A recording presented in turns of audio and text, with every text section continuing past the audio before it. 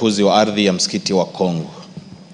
Mheshimiwa Spika, kwa mujibu wa kanuni za kudumu 44(2)C, nasimama kuomba kauli kutoka kwa mwenyekiti wa kamati ya kiidara ya ardhi kuhusiana na unyakuzi wa ardhi ya umma ya msikiti wa Kongo katika eneo bunge la Msambweni. Mheshimiwa Spika, msikiti wa Kongo una dhima ya kihistoria na kidini kwa kuwa ulijengwa katika karne ya 14 ya awali na Wajemi. Mheshimiwa Spika, Wajemi ni Persians. Msikiti huu ulitambuliwa kwa mara ya kwanza kama kumbukumbu la kitaifa na serikali ya kikoloni mnamo mwezi Juni mwaka wa 1927. Baada ya Kenya kupata uhuru, msikiti wa Kongo pamoja na ardhi inayoizunguka ulitangazwa rasmi kuwa kumbukumbu la kitaifa lililolindwa chini ya sheria. Hata hivyo, mnamo mwaka 1986 inadaiwa kwamba watu fulani walishirikiana na maafisa waandamizi wa serikali kutekeleza njama ya kumilikishwa ardhi hiyo kwa rais wa wakati huo, hayati Daniel Toroitich Arap Moi, kwa njia ya udanganyifu na isiyo ya halali. Mnamo mwaka wa 2009 akiwa amestaafu, hayati Rais Moi alifahamishwa kuhusu umilikishaji huo usio halali na kwa hiari yake alirejesha hati miliki ya ardhi hiyo kwa msajili wa hati. Hatua hii ilipelekea kubatilishwa kwa hati miliki hiyo na kurejesha hali ya umiliki wa ardhi hiyo kuwa ya umma kama ilivyotambuliwa tangu mwaka wa 1927. Mheshimiwa Spika, kutokana na hatua hizo, serikali ilitenga ardhi hiyo kwa manufaa ya jamii ya Waislamu wanaoswali katika msikiti wa Kongo na kutoa hati mbili. Hati nambari 55034 kwa msikiti wa Kongo na hati nambari 55035 kwa kituo cha Kiislamu wa Kwale. Serikali iliteua katibu mtendaji katika Wizara ya Hazina ya Taifa kuwa mdhamini wa hati miliki za ardhi hiyo. Mnamo mwaka wa 2012, aliyekuwa waziri mkuu wakati huo, Mheshimiwa Raila Odinga maarufu Baba, alizikabidhi hati miliki hizo kwa jamii nufaika. Mheshimiwa Spika, mnamo mwezi Machi mwaka 2025, jamii hiyo ilishangaa kugundua kuwa kipande hicho cha ardhi kilikuwa kimetangazwa kuuzwa kwa bei ya shilingi bilioni 1,445,000. Watu wanaodaiwa kumiliki ardhi hiyo ni Bwana Mohamed Hamisi Mwachumba na Bwana Ali Mwadarashi Mwagariche, wanaodai kuwa walipata hati miliki ya ardhi hiyo tarehe 17 Februari mwaka 2025. Jambo ambalo linastabisha ikifahamika kwamba ardhi hiyo imekuwa ya umma tangu mwaka wa 1927 na kudumishwa baada ya Kenya kuwa nchi huru. Mheshimiwa Spika, ni kutokana na hali hii ndipo ninaomba kauli kutoka kwa mwenyekiti wa kamati ya kiidara ya ardhi kuhusu masuala yafuatayo. 1. Maelezo kuhusu namna ambavyo ardhi ya msikiti wa Kongo inayojulikana kuwa ya umma na iliyotangazwa kama eneo la kumbukumbu la kitaifa lililolindwa ilisajiliwa kwa umiliki wa kibinafsi. 2. Hatua zinazochukuliwa na Wizara ya Ardhi pamoja na Tume ya Kitaifa ya Ardhi kukabiliana na unyakuzi huu wa ardhi ya msikiti wa Kongo. 3. Mikakati iliyowekwa kulinda eneo hilo kama kumbukumbu la kitaifa linalolindwa. Na 4 na ya mwisho ni maelezo ya kina kuhusu jinsi wizara pamoja na Tume ya Kitaifa ya Ardhi zinavyokusudia kuwezesha kurejeshwa kwa ardhi hiyo kwa wamiliki halali ambao ni jamii ya Waislamu wa msikiti wa Kongo. Asante Mheshimiwa Spika.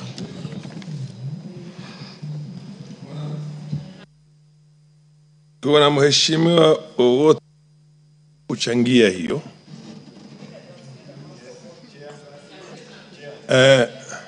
Mheshimiwa dada yetu kutoka sehemu hizo pia Mombasa nafikiri. Basi asante sana Mheshimiwa Spika kwa kunipa fursa hii. Nami pia nibaki katika kumbukumbu za bunge hili kuunga mkono hoja iliyoletwa na Mheshimiwa mbunge wa Msambweni ambaye ametoka katika constituency mojawapo ambayo mimi pia ninamiliki. Mheshimiwa Spika, sisi kama watu wa Kwale tulitamaushwa pakubwa na jambo hili. Mheshimiwa Spika, mimi naiunga mkono hoja hii kwa sababu ni mtoto wa Kiislamu na ninaielewa historia kamili kama vile Mheshimiwa Faisal alivyoizungumzia. Mheshimiwa Spika, ardhi ya Kongo ya msikiti ni mahali patakatifu. Ni jambo la kuchangaza. Wezi, mimi nitawaita wezi, walaghai, waliokuja na kuweza kusema ardhi ile wao ndio wamiliki. Historia inajieleza vizuri sana Mheshimiwa Spika kwamba ardhi ile ni ardhi ya msikiti.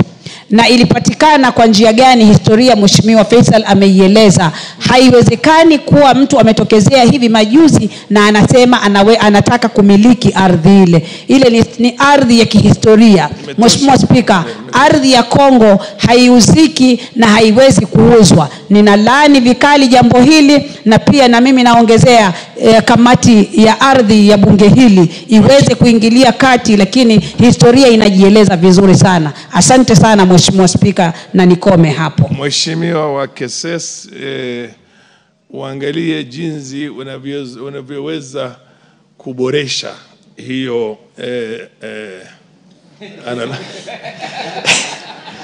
Mr. Speaker, unanipatia mtihani mkubwa sana. Endelea basi. Waje niongee kwa lugha ya Kimombo. Nitaongea kwa lugha ya Kimombo. Sasa. Asante. Thank you so much, Mr. Speaker. In any case, even if I want to respond word by word, be very sure that the Honorable Member Msambweni has already confused me. Deep words in the Swahili that I could not even fathom some of them. Now, Mr. Speaker, but on this particular issue, it is increasingly becoming a big problem where either public land or community land are changing hands all of a sudden, and it's becoming rampant. Of late, we are realizing a lot of cases here and there. Not even forgetting that we have a pending serious issue, grievous issue that has involved people dying. Unachangia hoja, sisi tunataka uchangie ile statement inaitwaje kwa Kiswahili? Kauli. Kawira. Kauli. Wewe unachangia kusaidia ile kauli ya changia kauli. Usianze hoja. Bwana Kaluma. Asante. So ninapochangia Bwana Speaker ni kwamba imebidi kupitia mambo kama haya ambayo yametukia kila mahali, kwamba wizara husika ianze kuangazia ni nini kinaleta shida. Imetosha. Asante. Mheshimiwa Kaluma. Kiswahili. Inaitwa nidhamu kwa Kiswahili, point of order. Sema Bwana Kaluma. Hebu mpe. Honorable Speaker, I'm standing under Article 27 of the Constitution, which speaks to the matter that nobody shall be discriminated based on any consideration, including language. Yeah. Honorable Speaker, the question being raised by Honorable Faisal Bade here is a very serious question. I remember the last time I saw Prime Minister Raila Amolo Odinga is when he was meeting the PS for lands over this very matter. Yes. And you know, when Baba meets and commits by any means, including on X account, that action is being taken, it is a serious issue. It is also serious because it is concerning a mosque, and people of the Islamic faith should be considered in terms of how we respect all places of worship. Honorable Speaker, why I'm standing under Standing Order number 27 is to ask whether under Constitutional Article 27, Article 27 of the Constitution, yes, is to ask whether the Honorable Member and the Chair of the relevant committee or his representative are right, Honorable, to address such a serious matter in Kiswahili when members who feel deeply about it, like us, whose disabilities in that language are well known, are in the House, Honorable Member. Mheshimiwa, Could you direct the members Mheshimiwa to ask Kaluma. this question in English so Mheshimiwa that we can Kaluma. participate like any other member? Mheshimiwa Honorable Speaker. Thank you. Kaluma, nidhamu. Mheshimiwa Kaluma, katika nidhamu yetu na katika katiba yetu ni lugha mbili ambao unaweza kuzungumzia katika bunge. Ni Kiswahili na Kizungu. Kwa hivyo kama amezungumzia Kiswahili ako kwenye nidhamu. Mheshimiwa Kore. Adan Mayaka.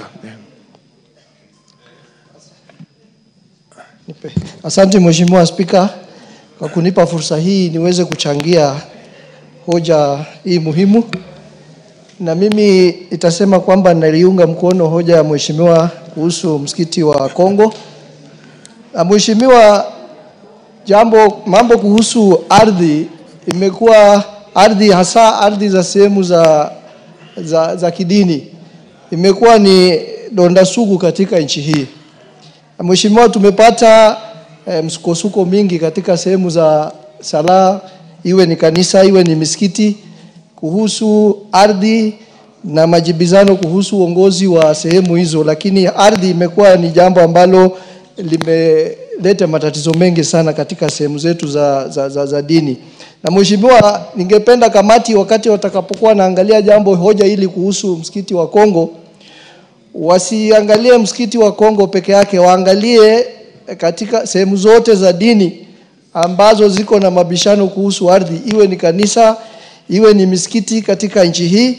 Tunajua hapa Nairobi wiki iliyopita tulipata matatizo katika msikiti wa Majengo.